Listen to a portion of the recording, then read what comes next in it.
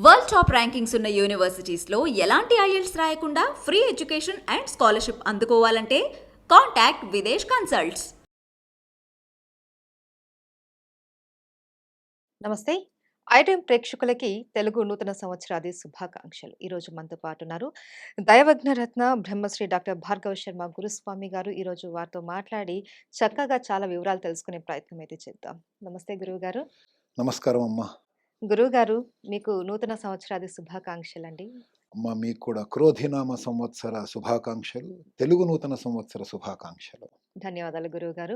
గురువుగారు, ఇప్పుడు మీరు చెప్పారు క్రోధినామ సంవత్సరం అని. నా మొదటి డౌట్ అదే. ఏంటి అంటే 60 మాసాలు మనకు 60 నెలల పేర్లు ఉన్నాయి. సంవత్సరాలు. సంవత్సరాల పేర్లు ఉన్నాయి మనకి. అవును. మనం చూసుకున్నట్లయితే ఇప్పుడు క్రోధినామ సంవత్సరం.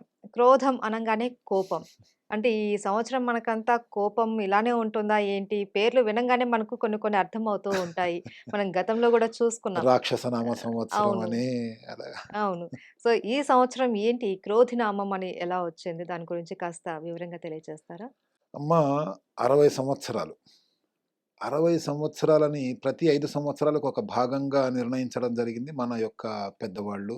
ఈ యొక్క సంవత్సరాలని, మిగతా నెలలని వీటన్నిటిని కూడా గణితం వేసినటువంటి మన పూర్వీకులు, మహారుషులు. హ్మ్. మీరు కేవలం ఈ ఒక్క సంవత్సరం గురించే చూస్తున్నారు. మీరు గమనించాల్సింది ఏంటంటే ప్రతి 5 సంవత్సరాలకు ఒకసారి ఈ యొక్క పేర్లలో మార్పొస్తుంది. హ్మ్.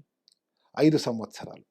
అంటే ఇప్పుడు నడుస్తోంది శోభకృత్నామ హ్మ్. సంవత్సరం. అంటే శుభం అంటూ ఉంటారు. పోయిన సంవత్సరం శుభకృత్నామ సంవత్సరం, హ్మ్. ఆనందనామ సంవత్సరం. అంటే ఒక 5 సంవత్సరాలు పాజిటివ్ నేమ్స్ ఉంటాయి. హ్మ్. ఒక 5 సంవత్సరాలు దాదాపుగా ఇలా నెగెటివ్ నేమ్స్ ఉంటాయి. హ్మ్. పాజిటివ్ నేమ్స్ ఉన్నాయి గదా అని టోటల్‌గా పాజిటివ్‌గా ఉంటుందని కాదు. నెగెటివ్ నేమ్స్ ఉన్నాయి గదా అని చెప్పి టోటల్‌గా నెగెటివ్‌గా ఉంటుందని కాదు. హ్మ్. ఫర్ ఎగ్జాంపుల్ మనం గమనిస్తే 2019 ఎండింగ్‌లో చైనాలో మొదలైనటువంటి పెద్ద కరోనా. ఉత్పాతము అది 2022 ప్రారంభం దాకా అంటే మనకి 2020 సంవత్సరం ఉగాది సమయంలోనే మనకి లాక్‌డౌన్ స్టార్ట్ అయింది. హ్మ్. అవును. ఉగాదికి మార్చ్‌లో. హ్మ్. మార్చి నెలలో 1, 2 రోజుల ముందు అవును. అనుకుంటాను. మార్చి 22, 21 ఆ టైంలో. అప్పటి హ్మ్. నుంచి మనకి 25ను, 26ను మనకి ఉగాది పండగొచ్చింది. హ్మ్. కాబట్టి ఉగాది పండగ మనకి లాక్‌డౌన్‌తోనే క్లోజ్ అలా అయింది. హ్మ్. మరి ఆ సంవత్సరం అద్భుతమైన పేరుంది గదా! మరి ఆ హ్మ్. సంవత్సరం కేవలం మన భారతదేశ ప్రజలే గాకుండా ప్రపంచంలోని ప్రజలందరూ గూడా తిప్పలు పడ్డారుగా. అవును. పోయిన సంవత్సరం శోభాకృత్నామ సంవత్సరం, శుభకృత్నామ సంవత్సరం. మన భారతీయులు ఎంతమంది యుక్రెయిన్‌లో చదువుతున్నటువంటి వాళ్ళు భయంతో పారిపోయొచ్చి, హ్మ్. పారిపోయి వచ్చే లోపల అక్కడి నుంచి మన ప్రభుత్వం వాళ్ళని రక్షించి తీసుకొచ్చే లోపల, అక్కడ ఆ యుద్ధ వాతావరణాన్ని చూసి ఇప్పటికీ ఇంకా ఆ పానిక్ లెవెల్స్ నుంచి బయటకొచ్చిన వాళ్ళు లేరు. లేరు. అవును. ఇప్పటికీ బయటికెళ్ళి చదువుకుంటామంటే భయంతో గజగజలాడిపోతున్నటువంటి వాళ్ళని నేను ఎంతో మందిని చూశాను. హ్మ్. అక్కడి హ్మ్. నుంచి మెడిసిన్స్ చదువుతూ ఇక్కడికొచ్చినటువంటి అవును. వాళ్ళని. హ్మ్. అంటే ఆ సంవత్సరం అంతా కూడా అలాగే జరిగిందా? హ్మ్. లేదు కదా! కాబట్టి సంవత్సరాల పేర్లు ఆ 5 ఏళ్లలో ఎప్పుడైనా సరే ఆ విధమైనటువంటి మార్పులు రావచ్చు. హ్మ్. అలాగని జెప్పేసి అన్ని రోజులు చెడ్డవి కాదు, అన్ని రోజులు మంచివి మంచివి కాదు. కాదు. మనము జన్మించినటువంటి ఘడియ, ఆ సమయంలో గ్రహ సంపత్తి, ఆ సమయములో గ్రహాల యొక్క మూవ్‌మెంట్ ఎలా ఉంది, మనం ఏ లగ్నంలో జన్మించాము, లగ్నము నుంచి శుభస్థానాలలో ఉన్న గ్రహాలేంటి, దుష్టస్థానాలలో ఉన్న గ్రహాలేంటి, హ్మ్. మనము జన్మించిన నక్షత్రానికి ఆ సమయంలో దుర్ముహూర్తాలు, వర్జ్యాలు ఇలా ఏమన్నా ఉన్నాయా, దంతములతో పుట్టామా, పేగు మెడలో వేసుకొని పుట్టామా, మన పూర్వ జన్మ యొక్క ఫలితం ఏదన్నా మనల్ని వెంటబడుతూ వచ్చిందా, ఇవన్నీ కూడా హ్మ్. ఆధారంగా తీసుకొనే మనము ప్రతి వ్యక్తికి సంబంధించినటువంటి మంచి చెడు విశ్లేషించాలి తప్పితే సంవత్సరం పేరు ఇలా వచ్చేసింది కదా హ్మ్. అనేటువంటి దాంతోనే అంతా ఇలాగే ఉంటుంది కదా అనేటువంటి ఒక భావన అనేటువంటిది నెగిటివ్ థాట్స్ని ప్రజలకి అందజేసే అవకాశం ఉంటుంది. కాబట్టి హ్మ్. ఎవరూ కూడా అలా ఆలోచించకండి. మనము చేసుకున్నటువంటి పాప పుణ్యాల ఫలితం మాత్రమే మన వెంట ఉంటుంది. హ్మ్. అయితే ఇది మనుషుల వరకు సరే గురుగారు మీరు చెప్పినట్లు. మరి దేశానికొచ్చేసరికి ఎలా ఉంటుంది? అయితే ఈ క్రోధినామ సంవత్సరం అన్నది దేశం మీద ఎలాంటి ఫలితాలు చూపించబోతుంది? గత 5 సంవత్సరాల నుంచి మన భారతదేశానికి శుభమైనటువంటి పేర్లతోనే ఉన్నటువంటి మన యొక్క ఈ సంవత్సరాలు గడిచినాయి. హ్మ్. చాలా శుభంగానే ఉంది.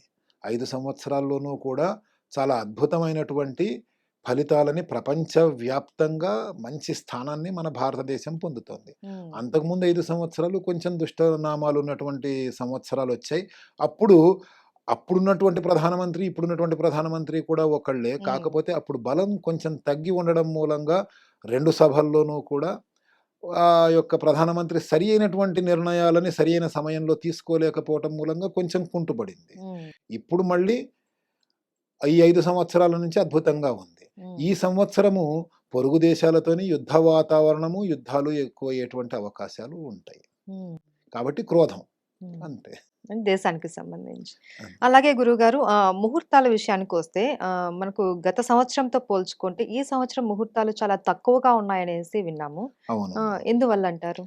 మూఢము అంటే శుక్రుడు గాని, బృహస్పతి గాని వాళ్ళు మూఢ స్థానాలలోకి ప్రవేశించినటువంటి సమయంలో గురుమూఢమి, శుక్రమూఢమి అనేటువంటి మాటల్ని మనం అంటూ ఉంటాం.